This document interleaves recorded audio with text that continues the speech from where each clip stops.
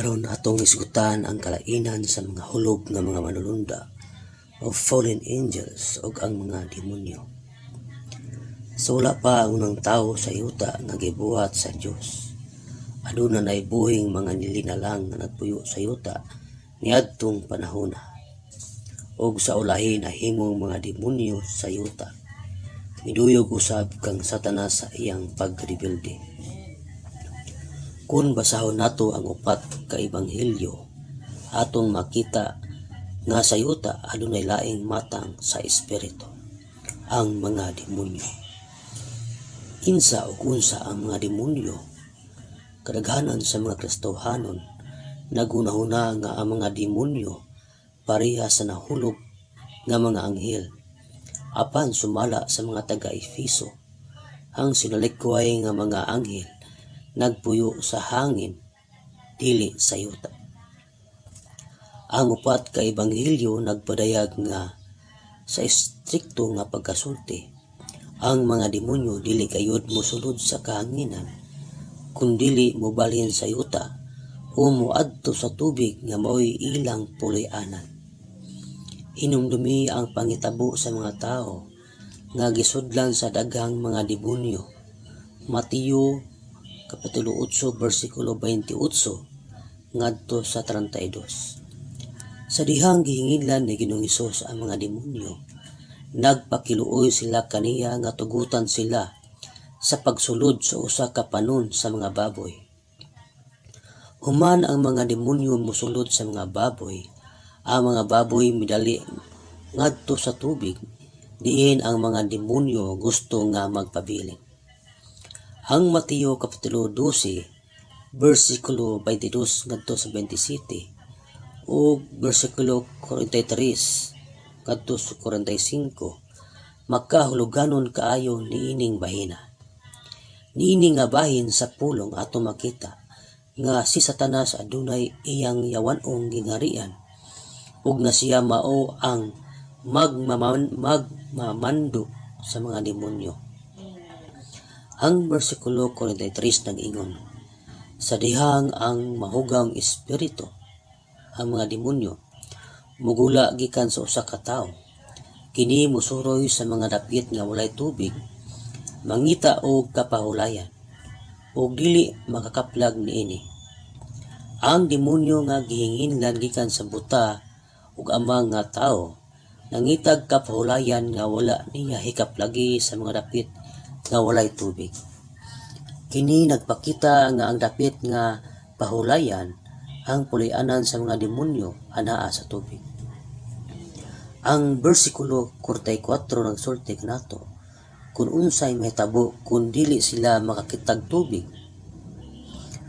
Unya kini nag-ingon, mubalik ako sa akong balay. Kini nga balay mao ang pisikal nga lawas sa mga tao. Ang puloy-anan sa mga demonyo mao ang tubig, ug ang ilang temporaryong puloy-anan mao ang lawas sa tao. Ang buhat 23 versikulo 8 ngadto sa 9 nagpamatuod nga ang demonyo dili sinalikway nga mga manulunda. Nining duha ka mga bersikulo ato makita nga ang mga anghel ug ang mga espiritu giklasipikar nga duna kalain-laing mga matang sa mga binuhat. Bisan ang karaang Hudiyong mga parasyo nagbutang sa mga demonyo ug mga manulunda sa naglahing mga kategorya. Kung basahon natog maayo ang upat ka ebanghelyo, atong madiskubrihan nga ang mga demonyo gitawag usab og daotang mga espiritu. Dili lamang ang mga anghel, ang mga espiritu, ang mga demonyo nga mga espiritu usab. Kinsa ang mga demonyo? Ngano nga ang mga demonyo ganahan nga mosulod sa tubig o sa lawas sa tao? Sa iyang bantugang libro, Earth's Earliest Ages, si G.H. Pember, nakahimog scholar o bugos nga pagtuon nining butanga. Nadiskubrihan sa geolohiya o arkeolohiya nga ang yuta dili lamang 6,000 katuig ang kagulangon, kundili mas tigulang pa. Tungod sa konsepto nga ang yuta unom na lang kalibo katuig ang kagulangon sumala sa edad ni Adan, ang pipila ka mga ateista ug modernistikong mga Kristiyano nag-ingon nga dunay sayop sa Genesis 1. Nadiskubrihan sa mga arkeologo ang mga salin sa fossil sa mga bukog nga libuan ug libuan katuig ang edad. Apan si Mr. Pimber nagakaplag sa tubag. Taliwala sa Genesis Kapitulo 1, versikulo 1 ug Kapitulo 1, versikulo 2, dihay usa ka yugto sa panahon nga iyang gitawag og interval. Walay makasulti kung unsa kadugay kini nga agwat. Bisan unsa pa man, kini kinahanglan nga usa kataas nga yugto sa panahon.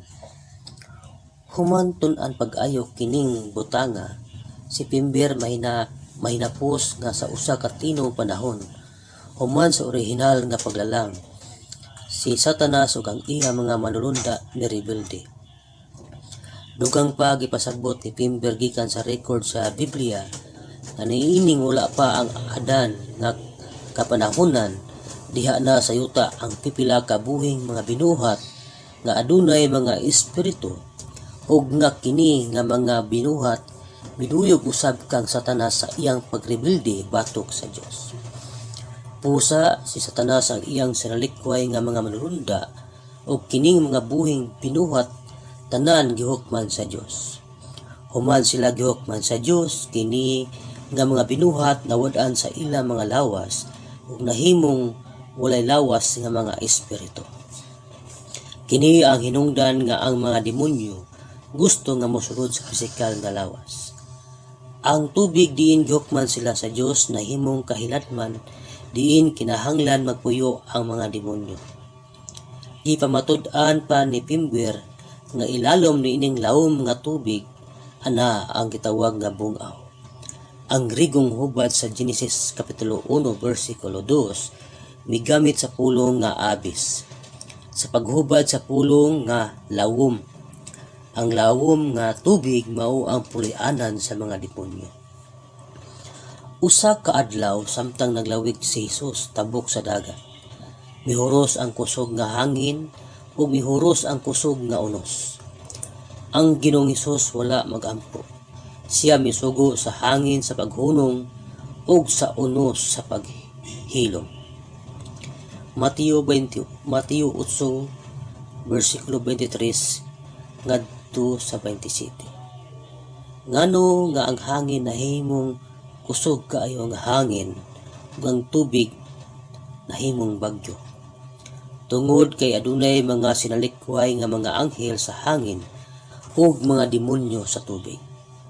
Sila nasayod nga si Jesus moadto sa pikas baybayon aron sa paghingilin sa mga yawa.